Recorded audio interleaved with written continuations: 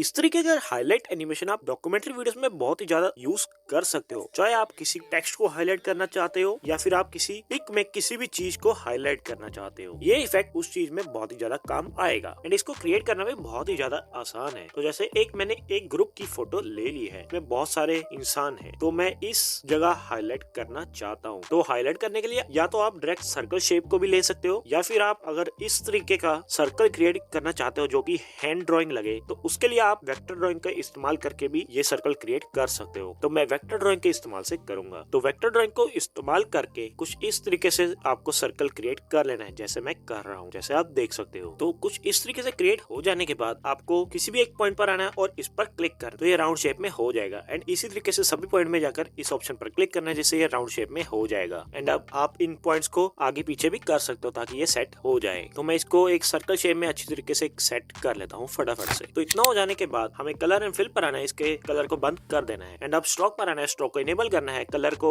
अपने हिसाब से कर लेना। तो मैंने रेड कलर कर लिया है। एंड इसकी स्ट्रोक को अपने हिसाब से इंक्रीज कर लेना, तो मैंने कुछ इतना इंक्रीज कर लिया है इसको। तो ये हो जाने के बाद अब मूव एंड ट्रांसफॉर्म के इस्तेमाल से मैं कुछ इस तरीके से इसको सेट कर लेता हूँ बिल्कुल फेस के ऊपर। आप भी मूव एंड ट्रांसफॉर्म के इस्तेमाल से इसको यूज कर सकते हो। अब उसके बाद मैं इसमें एक इफेक्ट को ऐड कर देता हूँ, ड्राइंग प्रोग्रेस। तो इसको स्टैंडर्ड सेटिंग में ऐड कर लिया। अब इसके एंड वाले में आकर शुरू में इसको 0 कर दिया और की फ्रेम में ऐड कर दिया। अब 1 सेकंड पर आकर एक और की फ्रेम में ऐड किया और इसको 100 कर दिया। एंड इसमें इस कर्व को भी ऐड कर दिया। तो हमारा कुछ इस तरीके से हो रहा है, जैसा आप देख सकते हो। कितना सही लग रहा है। तो अगर आपको ये फास्ट या स्लो लगे तो आप की फ्रेम को उठाकर आगे पीछे कर सकते हो। तो मुझे स्लो लग रहा था तो मैंने इसको की फ्रेम को उठाकर आगे कर दिया, जिससे ये फास्ट हो जाए। अब इसमें इस इफेक्ट के साथ साथ मैं जूम इफेक्ट भी देना चाहता हूँ कि जब ये हाईलाइट हो तभी हमारा जूम इफेक्ट आए। तो इसको करने के लिए आपको क्या करना है कि मैं इन दोनों लेयर्स की एक ग्रुप क्रिएट कर लेता हूँ। तो ग्रुप क्रिएट हो जाने के बाद इसके मूव एंड ट्रांसफॉर्म में आना है और थोड़ा सा आगे आना। तो मैं 0.14 पर आकर मूव एंड ट्रांसफॉर्म और स्केल में की फ्रेम ऐड कर दिया। अब 0.32 तक आकर फिर से 2 की फ्रेम्स ऐड कर दिया स्केल और मूव में, और स्केल के इस्तेमाल से इसको मूव कर लिया। एंड मूव एंड ट्रांसफॉर्म के इस्तेमाल से इसको सेंटर में सेट कर लिया और दोनों में इस कर्व को ऐड कर लिया।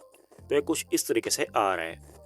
तो ये मुझे अब शुरू में की फ्रेम कर दिया क्योंकि मुझे थोड़ा सा ठीक नहीं लग रहा था, तो अब सही लग रहा है। तो अब इसी तरीके से मैं इसी इमेज में कुछ और चीज को भी हाईलाइट कराना चाहता हूँ। और अब हम सिंपल सर्कल से आपको करके दिखाता हूँ। मैंने सिंपल सर्कल ले लिया है, कलर एंड फिल के इस्तेमाल से कलर बंद कर दिया है, स्ट्रोक में आकर स्ट्रोक को इनेबल कर दिया है एंड उसी तरीके से कलर अलग कर लिया। तो मैंने इस कलर को ले लिया है। अब उसी तरीके से इसको मूव एंड ट्रांसफॉर्म के इस्तेमाल से सेट कर दिया इस पोजीशन पर, क्योंकि मैंने इस जगह पर हाईलाइट करना है। ये हो जाने के बाद इसमें भी ड्राइंग प्रोग्रेस को ऐड किया, उसी तरीके से की फ्रेम्स को ऐड करके इसमें भी एनिमेशन दे दी। तो अब ये कुछ इस तरीके से आ रहा है। अब उसी तरीके से इन दोनों को सिलेक्ट करके एक ग्रुप क्रिएट किया। अब इसी पोजीशन पर रहकर की फ्रेम को ऐड किया और 130 तक आकर एक और की फ्रेम को ऐड किया। एंड इसी तरीके से स्केल में भी कर दिया दोनों पोजीशंस पर ऐड।